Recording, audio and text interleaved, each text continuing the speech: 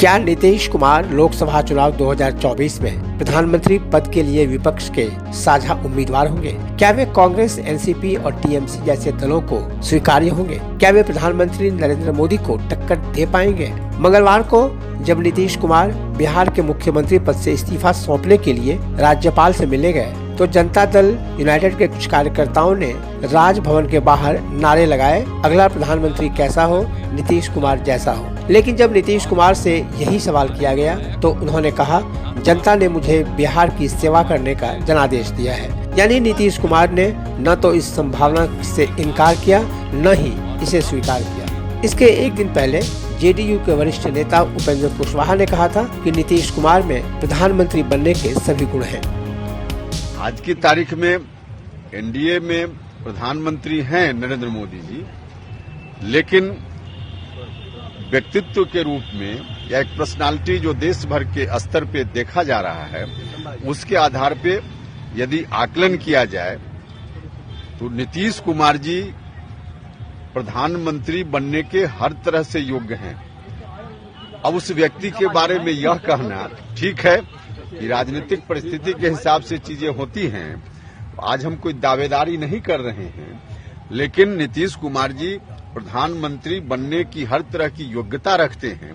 उस व्यक्ति के बारे में इस तरह का कहना कि 7 जन्म में नहीं बन सकते हैं, सीधे तौर पे बहुत ही ऑब्जेक्शनेबल बयान है और उनका जो मानसिक दिवालियापन है उसको दर्शाता है। राजनीतिक पर्यवेक्षकों का कहना है कि एनडीए छोड़ने और विपक्षी दलों के गठबंधन से नीतीश कुमार के जुड़ने से बीजेपी को सबसे बड़ा नुकसान 2024 में लोकसभा चुनाव में हो सकता है। विपक्षी दल नीतीश कुमार को अपना साझा उम्मीदवार घोषित कर सकते हैं। नीतीश कुमार के साथ सबसे बड़ी खूबी उनकी साफ छवि और कुशल प्रशासक होना है। बिहार के मुख्यमंत्री पद पर रहते हुए 17 साल में उन पर किसी तरह के भ्रष्टाचार का कोई आरोप अब तक नहीं लगा है। इसके अलावा उनके शासनकाल में कानून व्यवस्था की स्थिति ठीक रही, बिजली और सड़क जैसी चीजें बनी।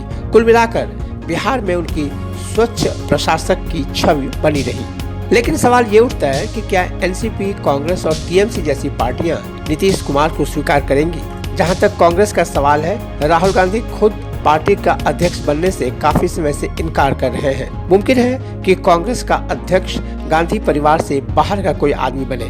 इससे ये संकेत मिलता है यदि राहुल अपनी पार्टी का प्रमुख परिवार से बाहर किसी को बना सकते हैं तो प्रधानमंत्री उम्मीदवार के रूप में भी किसी और को स्वीकार कर सकते हैं। एनसीपी के शरद पवार की उम्र बहुत अधिक हो चुकी है, वे बीमार भी रहते हैं। ऐसे में वे प्रधानमंत्री पद के लिए खुद को स्वीकार करने के लिए बहुत जोर नहीं भी दे सकते हैं।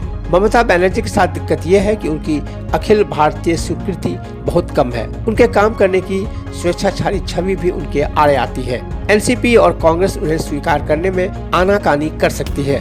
ममता बनर्जी ने उपराष्ट्रपति चुनाव में जो कुछ किया उससे भी लोग उनसे नाराज हैं।